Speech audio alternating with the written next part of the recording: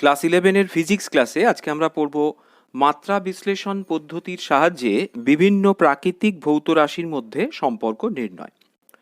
সাধারণত কোনো প্রাকৃতিক ভৌত রাশি বিভিন্ন বিষয়ের দ্বারা প্রভাবিত হয়।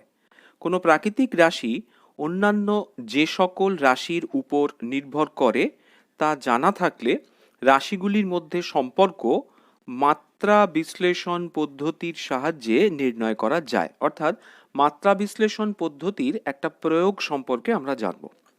প্রথমে যে উদাহরণটা নিয়ে আমরা আলোচনা করব সেটি হলো সরল দোলকের দোলনকালের রাশিমালা নির্ণয়, to determine the time period of a simple pendulum. সরল দোলক বিষয়টা কি এখানে একটা ডায়াগ্রামের সাহায্যে দেখানো হয়েছে, প্রত্যেকে দেখো। সরল দোলক মানে হলো একটি গোলাকার ধাতব পিণ্ড, যেটাকে আমরা বলি বব অব দ্য পেন্ডুলাম বা দোলক পিণ্ড। সেই দোলক পিণ্ডকে একটি হালকা এবং অপ্রসার্য সুতোর সাহায্যে যদি একটি আলম্ব বিন্দু সি থেকে ঝুলিয়ে দেওয়া হয়, তাহলে যে সংস্থাটা তৈরি হয় সেই সংস্থাটাকে আমরা বলি সরল দোলক। এবার এই সরল দোলকটির ক্ষেত্রে পর্যায়কাল বা টাইম পিরিয়ড বিষয়টি কি? পর্যায়কাল বা টাইম পিরিয়ড বিষয়টি হলো বা দোলনকাল বিষয়টি হলো, এই দোলকপিণ্ডটিকে যদি আমরা স্বাভাবিক অবস্থায় ঝুলিয়ে রাখি তাহলে সে ও বিন্দুতে সাম্য অবস্থায় ঝুলে থাকে। তাই ও বিন্দুটিকে বলা হয় সাম্য বিন্দু। ও বিন্দুটিকে বলা হয় সাম্য বিন্দু। এবার এই অবস্থায় যদি আমরা এই দোলকপিণ্ডকে ও থেকে এ বিন্দুতে নিয়ে গিয়ে সেই অবস্থায় ছেড়ে দিই, তাহলে দোলকপিণ্ডটি এ বিন্দু থেকে পুনরায় ও বিন্দু অতিক্রম করে বি বিন্দুতে পৌঁছায় এবং বি বিন্দু থেকে আবার ও বিন্দু অতিক্রম করে এতে পৌঁছায়, এবং এই ঘটনাটি পারস্পরিকভাবে বা ক্রমান্বয়ে চলতে থাকে যদি বায়ুর বাধাজনিত বলকে উপেক্ষা করা হয়। এখানে সেই ঘটনাটার কথাই বলা হয়েছে। এবং এই অবস্থায় এই দোলকপিণ্ডটি এ বিন্দু থেকে যাত্রা শুরু করে বি বিন্দুতে গেল এবং বি থেকে পুনরায় ও বিন্দু বা সাম্য বিন্দু অতিক্রম করে আবার এ বিন্দুতে ফিরে এলো। এই একটি পর্যায়কাল বা একটি পূর্ণ দোলন সম্পন্ন করতে তার যে সময় লাগে তাকে আমরা বলি তার দোলনকাল বা পর্যায়কাল। তাহলে একটি সরল দোলকের দোলকপিণ্ডের ভর এম, এই যে গোল দোলকপিণ্ডটি এখানে নেওয়া হয়েছে তার ভর ধরে নেওয়া হয়েছে এম, এবং সুতোর দৈর্ঘ্য যার সাহায্যে দোলকপিণ্ডটিকে ঝোলানো আছে সেই সুতোর দৈর্ঘ্য হলো এল, এবং ওই স্থানের অভিকর্ষজ ত্বরণ হলো জি যদি হয়, তাহলে এই পর্যায়কাল বা দোলনকালের সঙ্গে দোলকপিণ্ডের ভর এম, সুতোর দৈর্ঘ্য এল এবং ওই স্থানের অভিকর্ষজ ত্বরণ জি কিভাবে সম্পর্কযুক্ত বা তাদের গাণিতিক সমীকরণটা কি সেটা আমরা মাত্রা বিশ্লেষণ পদ্ধতিতে নির্ণয় করতে পারি। তাই এখানে বলা হয়েছে সুতোর দৈর্ঘ্য এল, ওই স্থানের অভিকর্ষজ ত্বরণ জি, দোলকটি সি বিন্দু থেকে ঝোলানো আছে। দোলকপিণ্ডটিকে এ তে নিয়ে গিয়ে ছেড়ে দেওয়া হলে সেটি এ থেকে ও বিন্দু অতিক্রম করে বিতে যায় এবং বি থেকে ও বিন্দু অতিক্রম করে আবার এতে ফিরে আসে, এবং এই দোলন ক্রমাগত চলতে থাকে যদি বায়ুর বাধাজনিত ঘর্ষণ বল এক্ষেত্রে আমরা উপেক্ষা করি বা উপেক্ষা করা হয়। তাহলে দেখো, একটি পূর্ণ দোলন সম্পন্ন করতে, অর্থাৎ এ থেকে যাত্রা শুরু করে বিতে গিয়ে আবার বি থেকে যাত্রা শুরু করে এতে ফিরে আসতে এই দোলকপিণ্ডটির যে সময় লাগে তাকে বলে ওই দোলকপিণ্ডের দোলনকাল বা টাইম পিরিয়ড, যাকে ছোট হাতের টি দিয়ে রিপ্রেজেন্ট করা হয়েছে বা নির্দেশ করা হয়েছে। তাহলে একটি পূর্ণ দোলন সম্পন্ন করতে দোলকপিণ্ডের যে সময় লাগে তাকে আমরা বলি ওই সরল দোলকের দোলনকাল, এবং এই টি এর সঙ্গে আমাদের এল, জি এবং এম এদের সম্পর্ক নির্ণয় করতে হবে। এখন দেখো, এই টি এর সাথে এম অর্থাৎ দোলকপিণ্ডের ভর, সুতোর দৈর্ঘ্য এল এবং জি এর সম্পর্ক নির্ণয় করতে হবে। কিভাবে নির্ণয় করা হয়েছে? ধরা যাক গাণিতিক সমীকরণটি হলো টি সমানুপাতিক M to the power A, L to the power B এবং G to the power C. এদের গুণফল দ্বারা টিকে প্রকাশ করা হয় বা দোলনকাল টি এই গুণফলের সাথে সমানুপাতিক, যেখানে এ, বি এবং সি হলো ধ্রুবক সংখ্যা, অর্থাৎ এগুলো কতগুলি নির্দিষ্ট সংখ্যা নির্দেশ করছে। তাহলে সমানুপাতিক চিহ্ন তুললে আমরা জানি T is equal to K M to the power A, L to the power B, G to the power C, যেখানে কে হলো একটি মাত্রাহীন সমানুপাতিক ধ্রুবক। তাহলে সমীকরণটি দাঁড়ালো T is equal to K M to the power A, L to the power B এবং G to the power C. এখন সমীকরণ এককে যদি সঠিক হতে হয়, অর্থাৎ সমীকরণ একটাকে যদি আমরা ধরে নিই যেটা একটা ঠিক আছে সমীকরণটা, তাহলে মাত্রা বিশ্লেষণের নীতি অনুযায়ী আমরা লিখতে পারি বামপক্ষের রাশির মাত্রা এবং ডান পক্ষের রাশির মাত্রা সমান হতে হবে। কোথা থেকে জানলাম? মাত্রা বিশ্লেষণের সমসত্ব নীতি থেকে আমরা জানি যে যে কোনো সমীকরণ সঠিক হওয়ার শর্ত হলো ডান পক্ষের রাশির মাত্রা এবং বাম পক্ষের রাশিগুলির মাত্রা পরস্পর সমান। এবার চলে এসো বাম পক্ষে কি রাশি আছে। বাম পক্ষে আছে পর্যায়কাল বা দোলনকাল টি, অর্থাৎ টি এর মাত্রা। ডান পক্ষে আছে সমানুপাতিক ধ্রুবক, যেটা একটি মাত্রাহীন রাশি, তাই তার কোনো মাত্রা হয়নি। এম তার মাত্রা টু দি পাওয়ার এ, এল তার মাত্রা টু দি পাওয়ার বি এবং জি তার মাত্রা টু দি পাওয়ার সি। টি বা দোলনকালের মাত্রা হলো ক্যাপিটাল টি, যেহেতু এটি একটি সময় নির্দেশ করে। তাহলে ক্যাপিটাল টি এর মাত্রা, capital T is equal to ভরের মাত্রা capital M to the power A, দৈর্ঘ্যের মাত্রা capital L whole to the power B, এবং জি হলো আসলে অভিকর্ষজ ত্বরণ, তাই জি এর মাত্রা আসলে ত্বরণের মাত্রাকে নির্দেশ করে। এবং আমরা জানি জি এটা যদি ত্বরণ হয়, ত্বরণের মাত্রা হলো L T to the power -2 whole to the power C. এবার দেখো এই সমীকরণটিকে, এটি একটি সূচক সমীকরণ, এই সূচক সমীকরণটিকে যদি আমরা সমাধান করি বা এটাকে যদি সরলীকৃত করা হয়, তাহলে এপাশে আমি পাচ্ছি M to the power 0 L to the power 0 T, কারণ এম জিরো মানে 1, এল জিরো মানে 1। আর এপাশ থেকে আমরা পাচ্ছি M to the power A, L to the power B plus C এবং T to the power -2c। তাহলে মাত্রার সমসত্ব নীতি অনুযায়ী একটি সমীকরণের উভয় পক্ষের মাত্রা অবশ্যই সমান হতে হবে। তাহলে আমরা লিখতে পারি বামপক্ষে এম এর যা মাত্রা হবে ডান পক্ষে এম এর মাত্রাও তাই হবে, বামপক্ষে এল এর যা মাত্রা হবে ডান পক্ষে এল এর মাত্রা তাই হবে, এবং টি এর মাত্রা ও টি এর মাত্রা উভয় দিকেই সমান হতে হবে। তাহলে এই নীতি ব্যবহার করে আমরা এখন লিখতে পারি M to the power A is equal to M to the power 0। তার মানে যেহেতু এখানে বেসটা কমন হচ্ছে, তাই এর মান বেরোচ্ছে 0। L to the power B plus C is equal to L to the power 0, তাহলে এখানেও যেহেতু বেসটা কমন, তাই আমরা এখান থেকে পাচ্ছি B plus C is equal to 0, যেখান থেকে বি এর ভ্যালু আমরা পাচ্ছি -c। এই পর্যন্ত করলাম প্রথমে।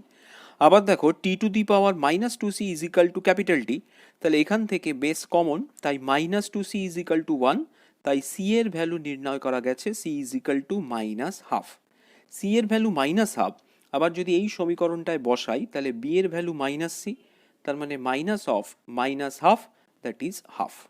তাহলে এই সূচক সমীকরণটিকে সমাধান করে বা মাত্রা সমীকরণটিকে সমাধান করে আমরা পেলাম এ এর ভ্যালু 0, বি এর ভ্যালু 1/2 এবং সি এর ভ্যালু -1/2। এটিকে সমীকরণ 2 দেওয়া হলো। এবার এই সমীকরণ 2 এর এ, বি এবং সি এর মান যদি সমীকরণ 1 এ বসানো হয়, তাহলে আমরা কি পাবো? তাহলে সমীকরণ 1 এ এ, বি, সি এর মান বসিয়ে পাওয়া যায় স্মল টি, অর্থাৎ দোলকটির পর্যায়কাল বা দোলনকাল বা time period small T is equal to K M to the power A, that means M to the power 0, L to the power B মানে এল টু দি পাওয়ার 1/2 এবং G to the power C মানে জি to the পাওয়ার -1/2। এই সমীকরণটিকে সাজিয়ে লিখলে আমরা পাই কে একটি ধ্রুবক, এম টু দি পাওয়ার 0 মানে তার ভ্যালু 1, সেটা আর লেখা হয়নি, এল টু দি পাওয়ার 1/2 মানে √ এল এবং জি টু দি পাওয়ার -1/2 মানে √ জি। তাহলে সমীকরণটি দাঁড়ালো কে √L/জি। যেহেতু এখানে জি টু দি পাওয়ার -1/2 আছে, তাই √জিটাকে এখানে নিচে লেখা হয়েছে বা ডিনোমিনেটরে লেখা হয়েছে। তাহলে সমীকরণ 3টা হলো আমাদের প্রাপ্ত সমীকরণ, যা পর্যায়কালের সঙ্গে দোলকের দৈর্ঘ্য এল এবং অভিকর্ষজ ত্বরণ জি এর সম্পর্ককে নির্দেশ করে। এবার দেখো এই সম্পর্ক থেকে একটা জিনিস পরিষ্কার, যে এখানে আমরা ইকুয়েশন পাবো ঠিকই, কিন্তু সমানুপাতিক ধ্রুবক কে এর মান এই সমীকরণ থেকে বা মাত্রা বিশ্লেষণ পদ্ধতির সাহায্যে নির্ণয় করা যায় না। এটা কোথা থেকে পাওয়া যায়? এই সমীকরণ সমানুপাতিক ধ্রুবক কে এর মান আমরা পাই পরীক্ষা থেকে বা এক্সপেরিমেন্ট থেকে। তোমাদের ল্যাবরেটরিতে এক্সপেরিমেন্টটা আছে, যখন ল্যাবে এক্সপেরিমেন্ট হবে এই দোলকের পরীক্ষাটা তোমাদের করতে হবে। যাই হোক, পরীক্ষা থেকে আমরা পাই ফ্রম এক্সপেরিমেন্ট যে সমানুপাতিক ধ্রুবক কে এর মান আসে 2π। দেখো 2π কিন্তু একটা কনস্ট্যান্ট, অর্থাৎ এটা একটা ধ্রুবক রাশি। তাহলে কে এর ভ্যালু 2π এই ইকুয়েশনে যদি আমরা বসাই, তাহলে দোলকের পর্যায়কাল বা টাইম পিরিয়ডের সমীকরণ হচ্ছে, দোলকের পর্যায়কাল বা টাইম পিরিয়ডের সমীকরণ হলো T is equal to 2π into √L/জি। এখান থেকে আরও একটি জিনিস বোঝা যায় যে 2 pi into root over L by জিতে এই 2 পাই ধ্রুবকটা কিন্তু কেবলমাত্র দোলকের দোলনকাল, তার ক্ষেত্রেই এই ধ্রুবকটি পাওয়া যায়। যদি অন্য কোনো ভৌত রাশির সম্পর্ক আমরা নির্ণয় করি, তার ক্ষেত্রে এক্সপেরিমেন্ট থেকে কিন্তু কে এর অন্য কিছু ভ্যালু পাওয়া যাবে। অর্থাৎ এই 2 পাই ভ্যালুটা কেবলমাত্র দোলকের দোলনকাল বা টাইম পিরিয়ড অফ সিম্পল পেন্ডুলামের ক্ষেত্রেই প্রযোজ্য। আরও এখান থেকে আরেকটি জিনিস আমি বলতে চাইবো, সেটা হলো এই সমীকরণটি থেকে যে দোলনকাল টি, খেয়াল করো যেহেতু 2 পাই কনস্ট্যান্ট, সেটা সুতোর দৈর্ঘ্য বা দোলকের কার্যকর দৈর্ঘ্য এল এর বর্গমূলের সাথে সমানুপাতিক, এবং সেটি ওই স্থানের অভিকর্ষজ ত্বরণ জি এর সাথে বা জি এর বর্গমূলের সাথে ব্যস্তানুপাতিক। অর্থাৎ কোনো একটা সরল দোলকের দোলনকাল তার কার্যকর দৈর্ঘ্যের বর্গমূলের সমানুপাতিক এবং ওই স্থানের অভিকর্ষজ ত্বরণ জি এর বর্গমূলের সাথে ব্যস্তানুপাতিক সম্পর্ক মেনে চলে। আরও একটি মজার বিষয় যে এই দোলকের দোলনকাল টি এর যে সমীকরণ আমরা পেয়েছি, এখানে দোলকপিণ্ডের ভর এম, দোলকপিণ্ডের ভর এম কিন্তু এই সমীকরণে নেই। অর্থাৎ এটা থেকে আমরা আরও বুঝতে পারি যে পর্যায়কাল বা টাইম পিরিয়ড টি এই এম রাশিটির উপর আদৌ নির্ভর করে না। অর্থাৎ this time period T is not a function of M. অর্থাৎ এই পদ্ধতিতে বা মাত্রা বিশ্লেষণ পদ্ধতিতে আমরা দোলকের দোলনকাল বা পর্যায়কালের সম্পর্কটি নির্ণয় করতে পারি।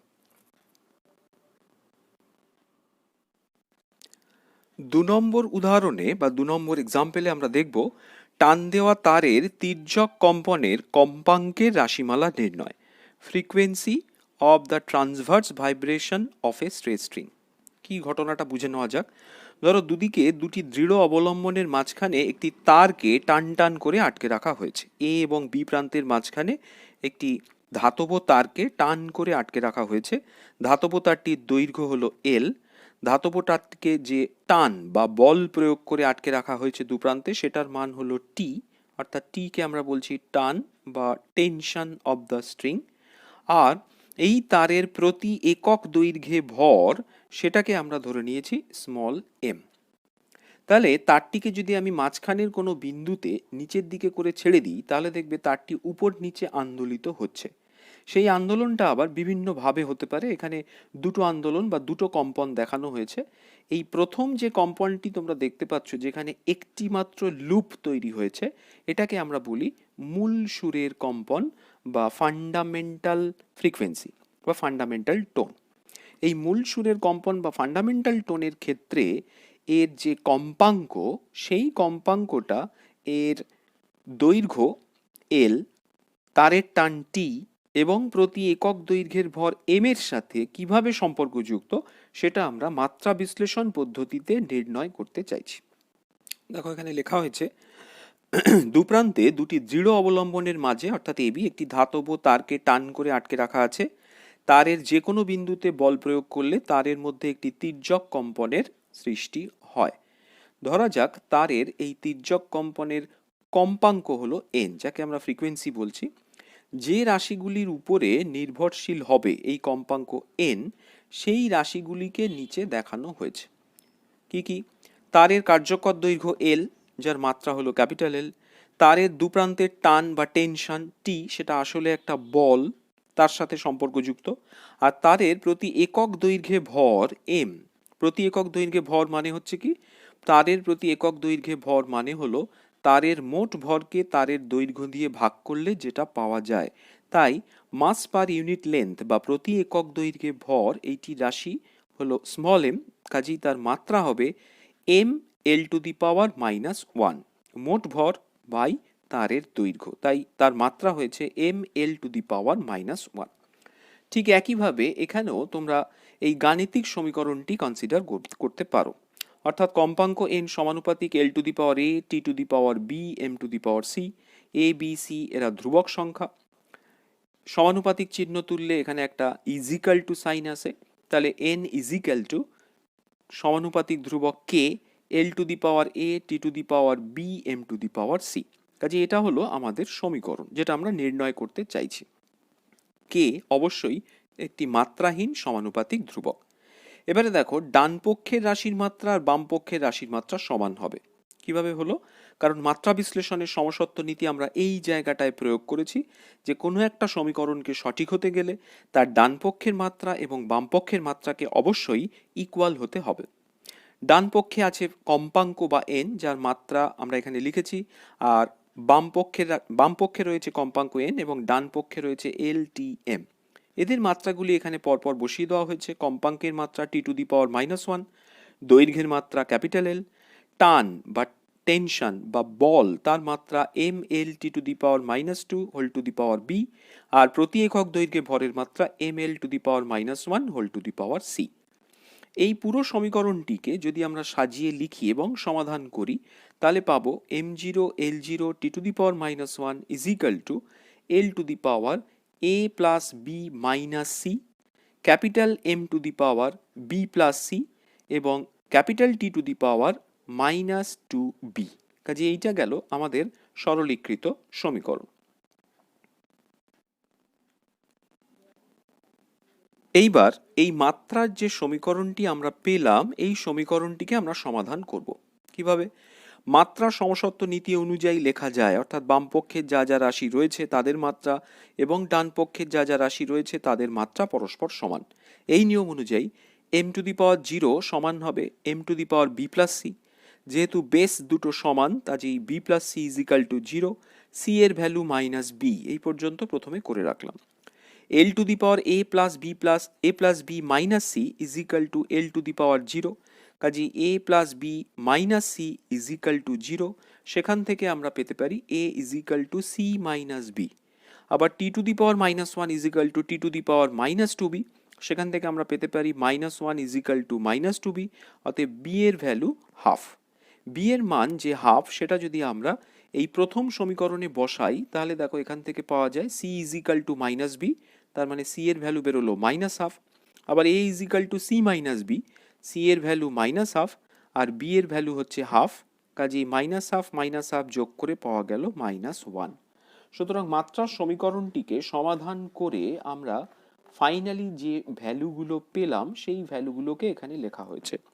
সমাধান থেকে পাওয়া যায় A এর ভ্যালু -1, B এর ভ্যালু হাফ এবং C এর ভ্যালু -হাফ। তাহলে A, B, C এর মান সমীকরণ 1-এ বসিয়ে আমরা পাবো n = সমানুপাতিক ধ্রুবক k L⁻A মানে L⁻⁻1, T⁻B তাহলে T⁻½ এবং m⁻C তার মানে m⁻⁻½ এই সমীকরণটাকে সাজিয়ে লিখলে আমরা পাবো n = k/L, L⁻⁻1 মানে 1/L, T⁻½ মানে √T এবং m⁻⁻½ মানে 1/√m। কাজেই তোমাদের প্রাপ্ত সমীকরণটি হলো n = k1/L √T/m। এই সমীকরণ 3টি আমাদের কার্যকর সমীকরণ যেটা আমরা নির্ণয় করতে চাইছি। কিন্তু এখানেও আগের মতোই সেই একই সমস্যা আমরা পাবো। সমানুপাতিক ধ্রুবক k এর মান মাত্রা বিশ্লেষণ থেকে পাওয়া যায় না, কারণ সেটি একটি মাত্রাহীন রাশি। কাজেই এক্সপেরিমেন্ট থেকে বা পরীক্ষা থেকে পাওয়া যায় যে তির্যক কম্পনের মূল সুরের বা ফান্ডামেন্টাল টোনের ক্ষেত্রে সমানুপাতিক ধ্রুবকের মান হয় k = এটা কেবলমাত্র মূল সুরের ক্ষেত্রে প্রযোজ্য, দ্যাট ইজ k = কাজেই k এর ভ্যালু হাফ বসালে সমীকরণ 3টা দেখতে হচ্ছে n অর্থাৎ মূল সুরের কম্পাঙ্ক n = 1/2L √T/m, যাকে আমরা 4 নম্বর সমীকরণ দিয়ে লিখেছি। এই 4 নম্বর সমীকরণটিকে আমরা বলছি টান দেওয়া তারের তির্যক কম্পনের কম্পাঙ্কের রাশিমালা। এই সমীকরণটাকে থেকে আমরা পেতে পারি টান দেওয়া তারের তির্যক কম্পনের কম্পাঙ্ক n হলে n সমানুপাতিক 1/L, অর্থাৎ nটা তারের দৈর্ঘ্যের সাথে ব্যস্তানুপাতিক। n সমানুপাতিক √T, অর্থাৎ তারের টানের বর্গমূলের সাথে সমানুপাতিক, এবং n সমানুপাতিক 1/√m, অর্থাৎ তারের প্রতি একক দৈর্ঘ্যের ভরের বর্গমূলের সাথে ব্যস্তানুপাতিক। এই যে 3টি সম্পর্ক আমরা পেলাম এটি আমরা পরে আবার নির্ণয় করব আমাদের শব্দ চ্যাপ্টারে, যেখানে তির্যক কম্পন নিয়ে আলোচনা করা হবে এই ক্লাস 11-এ, সেখানে এই সম্পর্ক 3টি আবার পাওয়া যাবে। এখানে আমরা সম্পর্কটা নির্ণয় করলাম মাত্রা বিশ্লেষণের সাহায্যে এবং এই 3টি সূত্রকে 1, 2, 3 এই 3টি সূত্রকে একত্রে বলা হয় টান দেওয়া তারের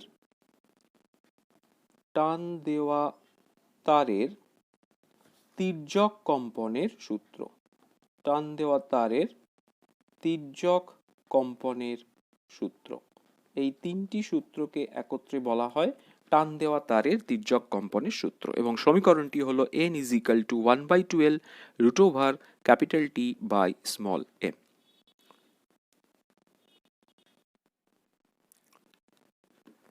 তিন নম্বর যে উদাহরণটির কথা আমরা বলবো সেটি হলো বৃত্তপথে ঘূর্ণনশীল কোনো বস্তুর অভিকেন্দ্র বলের রাশিমালা নির্ণয়। Expression for centripetal force. অভিকেন্দ্র বলকে ইংরেজিতে বলে centripetal force acting on a body moving in a circular পথ। যে কোনো বস্তু যদি বৃত্তাকার পথে গতিশীল হয় তাহলে সেই বস্তুকে ঘোরাতে কেন্দ্রের দিকে বা বৃত্তপথের কেন্দ্র বরাবর একটি বলের প্রয়োজন হয়। সেই কেন্দ্রের অভিমুখে ক্রিয়াশীল যে বল তাকে আমরা নাম দিয়েছি অভিকেন্দ্র বল, যাকে ইংরেজিতে আমরা বলি সেন্ট্রিপিটাল ফোর্স। সেই অভিকেন্দ্র বল কি কি বিষয়ের উপর নির্ভর করে? এখানে একটি ছবি দেখানো হয়েছে। এই ডায়াগ্রামে দেখো বোঝানো হয়েছে m ভরের একটা বস্তু, সে r ব্যাসার্ধের বৃত্তাকার পথে ঘুরছে। তাহলে তার উপর কেন্দ্র ও বরাবর একটা বল ক্রিয়া করে, যাকে আমরা Fc দিয়ে নির্দেশ করেছি। এই Fc কে বলা হয় অভিকেন্দ্র বল। এই অভিকেন্দ্র বল নির্ভরশীল হতে পারে বস্তুটার ভর m এর ওপর, ওই মুমেন্টে বা ওই পয়েন্টে বস্তুটার যে সমদ্রুতিতে ঘুরছে অর্থাৎ v, সেই দ্রুতির সাথে সম্পর্কযুক্ত হতে পারে, আর বৃত্তপথের ব্যাসার্ধ r তার সঙ্গে সম্পর্কিত হতে পারে। তাই এখানে বলা হয়েছে m ভরের একটি বস্তু r ব্যাসার্ধের বৃত্তাকার পথে v সমদ্রুতিতে ঘূর্ণনশীল হলে ওই বস্তুর উপর কেন্দ্রাভিমুখী একটি বল ক্রিয়া করে, যাকে নাম দিয়েছি আমরা Fc, এবং যার নাম হলো অভিকেন্দ্র বল বা সেন্ট্রিপিটাল ফোর্স। ধরা যাক এই অভিকেন্দ্র বলের সমীকরণটি হলো, অর্থাৎ এখানেও আমাদের প্রথমে একটি সমীকরণ ধরে নিতে হবে। Fc সমানুপাতিক m⁴x v⁴y r⁴z, যেখানে x y z হলো ধ্রুবক সংখ্যা। অর্থাৎ তোমাকে এই x y z এর ভ্যালুই এখানে বার করতে হবে। সব ক্ষেত্রে ABC ধরতে হবে এমন কোনো কথা নেই, যে কোনো আননোন ভ্যারিয়েবল তুমি কনসিডার করতে পারো, x y z ও ধরা যেতে পারে। তাহলে সমানুপাতিক চিহ্ন যদি তুলে দিই তাহলে এখানে একটি সমানুপাতিক ধ্রুবক আসবে k, যেটি একটি মাত্রাহীন ধ্রুবক। তাহলে Fc = k m⁴x v⁴y r⁴z। m বস্তুর ভর, v হলো সমদ্রুতি, r হলো বৃত্তপথের ব্যাসার্ধ। তাহলে এখানেও আমরা মাত্রা বিশ্লেষণের সমসত্ব নীতি প্রয়োগ করছি। সমসত্ব নীতি অনুযায়ী আমরা লিখতে পারি বাম পক্ষের মাত্রা = ডান পক্ষের মাত্রা। বাম পক্ষে রয়েছে অভিকেন্দ্র বল Fc, তার মাত্রা। ডান পক্ষে k একটি মাত্রাহীন রাশি, তাহলে m⁴x, তাহলে m এর মাত্রা x, v⁴y, v এর মাত্রা y, এবং r⁴z অর্থাৎ r এর মাত্রা z। এই সমীকরণে মাত্রাগুলিকে এবার বসানো হয়েছে। আমরা জানি অভিকেন্দ্র বল বা যে কোনো বলের মাত্রা হলো mL⁻², ভরের মাত্রা m⁴x, বেগের মাত্রা L⁻⁻1y, এবং ব্যাসার্ধ আসলে একটি দৈর্ঘ্য নির্দেশ করে, তাই ব্যাসার্ধের মাত্রা হলো L⁻z। এটিকে সিম্পলিফাই করার পরে বা সরলীকরণ করার পরে আমরা পাচ্ছি mL⁻² m⁴x L⁻y + z এবং t⁻y। এটিকে সমীকরণ 2 দ্বারা নির্দেশ করা হয়েছে। ঠিক একইভাবে মাত্রা বিশ্লেষণের নীতি অনুযায়ী উভয় পক্ষে যে রাশিগুলি আমরা পেয়েছি তারা মাত্রাগতভাবে সমান। তার মানে m এর মাত্রা আর m⁴x এর মাত্রাগতভাবে সমান। যেহেতু বেসটি কমন তাই x এর ভ্যালু আমরা পেলাম 1। l এর মাত্রা L⁻y + z এর সাথে সমান, তাহলে y + z = 1, যেহেতু বেসটি রয়েছে l। কাজেই z এর ভ্যালু হচ্ছে 1 - y। এই পর্যন্ত প্রথমে করে রাখলাম। তারপরে t⁻² = t⁻y, কাজেই -2 = y, কাজেই y এর মান বেরোলো 2।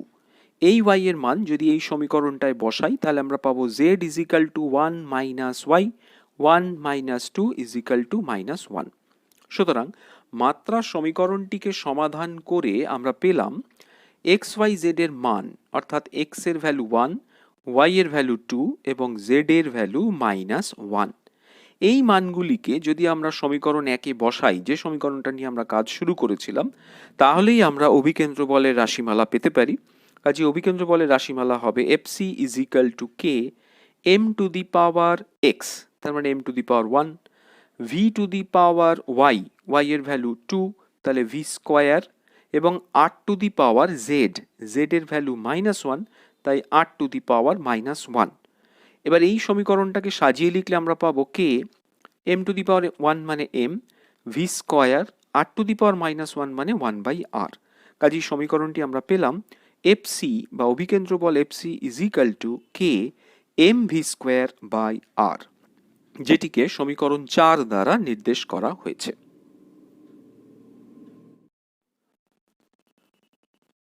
অভিকেন্দ্র বলের যে সমীকরণটি আমরা বার করলাম, সেখানেও দেখো সমানুপাতিক ধ্রুবক কে এর মান কিন্তু নির্ণয় করা যায়নি। সমানুপাতিক ধ্রুবক কে এর মান সবসময় পরীক্ষা থেকে বা এক্সপেরিমেন্ট থেকে পাওয়া যায়। এখন পরীক্ষা থেকে আমরা পাই এই সমানুপাতিক ধ্রুবক কে এর মান হয় 1, অর্থাৎ অভিকেন্দ্র বলের রাশিমালার ক্ষেত্রে কে এর ভ্যালু আমরা পাই 1। কাজেই অভিকেন্দ্র বলের মান বা রাশিমালা হবে, কে এর জায়গায় যদি 1 বসাই তাহলে সমীকরণ 4কে লেখা যাবে FC is equal to M V square by R. তাহলে দেখো, মাত্রা বিশ্লেষণ পদ্ধতির সাহায্যে আমরা অভিকেন্দ্র বলের সমীকরণটি নির্ণয় করতে পারি। অর্থাৎ অভিকেন্দ্র বল বস্তুর ভর, তার বেগ বা দ্রুতি এবং বৃত্তপথের ব্যাসার্ধ আর এর সঙ্গে কিভাবে সম্পর্কযুক্ত বা কিভাবে রিলেটেড, সেই সমীকরণটা আমরা নির্ণয় করতে পারি। এখান থেকে আরও একটি জিনিস বোঝা যায় যে অভিকেন্দ্র বল এফসি আসলে বস্তুর ভরের সাথে সমানুপাতিক, বস্তুর দ্রুতি বা স্পিডের বর্গের সাথে সমানুপাতিক, এবং বৃত্তপথের ব্যাসার্ধ আর এর সাথে ব্যস্তানুপাতিক, অর্থাৎ এফসি প্রপোর্শনাল টু এম। এখান থেকে আমরা লিখতে পারি এফসি প্রপোর্শনাল টু এম, এখান থেকে আমরা লিখতে পারি FC proportional to V square, এবং এখান থেকে আমরা পাই এফসি প্রপোর্শনাল টু 1/r। এই সমীকরণগুলি আমরা বৃত্তপথে গতি বা সার্কুলার মোশন চ্যাপ্টারে পুনরায় পাবো, সেখানে আমরা অন্যভাবে প্রমাণ করব। আপাতত আমরা মাত্রা বিশ্লেষণের একটি প্রয়োগ দেখলাম। আরেকটি জিনিস এখান থেকে বোঝার, সেটি হলো প্রত্যেকটি মাত্রা বিশ্লেষণ করে সমীকরণ নির্ণয় করার সময় খেয়াল করো সমানুপাতিক ধ্রুবক কে এর মান কিন্তু মাত্রা বিশ্লেষণ থেকে নির্ণয় করা যায় না। তার কারণ সমানুপাতিক ধ্রুবক কে একটি মাত্রাহীন রাশি। এবং আরও একটি বিষয় লক্ষ্য করার, যে তিনটি সিস্টেমের ক্ষেত্রে, অর্থাৎ সরল দোলকের ক্ষেত্রে কে এর মান ছিল 2π, তারের তির্যক কম্পনের ক্ষেত্রে মূল সুরের কম্পাঙ্ক যখন নির্ণয় করব তখন কে এর মান ছিল 1/2, এবং বৃত্তপথে ঘূর্ণনশীল বস্তুর ক্ষেত্রে অভিকেন্দ্র বলের রাশিমালার জন্যে কে এর মান কিন্তু আমরা পেয়েছি 1। কাজেই কোন সিস্টেমে তুমি মাত্রা বিশ্লেষণ করছো বা সংস্থাটা কিভাবে সম্পর্কিত, তার উপর এই সমানুপাতিক ধ্রুবক কে এর মান কিন্তু নির্ভরশীল। এটি যে কোনো সমীকরণের ক্ষেত্রে একটাই মান হয় না, এটা বিভিন্ন সমীকরণের ক্ষেত্রে বিভিন্ন রকম মান নির্ণয় করা যায়। কাজেই মাত্রা বিশ্লেষণ পদ্ধতির সর্বশেষ যে প্রয়োগটা আমরা শিখলাম, সেটা হলো মাত্রা বিশ্লেষণ বা মাত্রা বিশ্লেষণের সমসত্ব নীতি প্রয়োগ করে বিভিন্ন প্রাকৃতিক রাশির মধ্যে গাণিতিক সম্পর্কটি নির্ণয় করা সম্ভব। মাত্রা বিশ্লেষণের সমসত্ব নীতির প্রয়োগ হিসাবে আমরা 3টি উদাহরণ অলরেডি দেখেছি, কিভাবে সেখানে মাত্রা বিশ্লেষণের সমসত্ব নীতি প্রয়োগ করা হয়েছে। এবার চলে এসো, এই প্রয়োগ তোমাদের জন্য কয়েকটি HW কোয়েশ্চেন আকারে দেওয়া হলো। প্রথম প্রশ্ন, পরীক্ষালব্ধ তথ্য থেকে জানা যায় যে কোনো গ্যাসীয় মাধ্যমে শব্দের গতিবেগ v, মাধ্যমটির ঘনত্ব রো এবং মাধ্যমের স্থিতিস্থাপকতা ই এর উপর নির্ভর করে। অর্থাৎ যে কোনো মাধ্যমে শব্দের গতিবেগ ভিটা এই দুটো রাশির উপর নির্ভরশীল। তোমার কাজ হবে মাত্রা বিশ্লেষণের সাহায্যে গ্যাসীয় মাধ্যমে শব্দের গতিবেগের সমীকরণটি প্রতিষ্ঠা করা। এটি 1 নম্বর HW। 2 নম্বর প্রশ্ন হলো, একটি সান্দ্র মাধ্যম মানে ভিসকাস মিডিয়াম, অর্থাৎ যার মধ্যে সান্দ্রতা ধর্ম রয়েছে, অর্থাৎ কোনো তরল বা গ্যাসীয় পদার্থ, একটি সান্দ্র মাধ্যমের মধ্যে দিয়ে পতনশীল একটি ক্ষুদ্র গোলকাকার বস্তুর উপর সান্দ্রতাজনিত বাধা বল F, ভিসকাস ফোর্স বলা হয়, সেই সান্দ্রতাজনিত বাধা বল বা ভিসকাস ফোর্স F বস্তুটির ব্যাসার্ধ R, বস্তুটির বেগ v এবং মাধ্যমের সান্দ্রতাঙ্ক বা ভিসকসিটি, যাকে আমরা সান্দ্রতা গুণাঙ্ক বা কোইফিশিয়েন্ট অফ ভিসকসিটিও বলি, ইটা, এই অক্ষর দিয়ে যাকে নির্দেশ করা হয়, এই ইটা এর উপর নির্ভরশীল।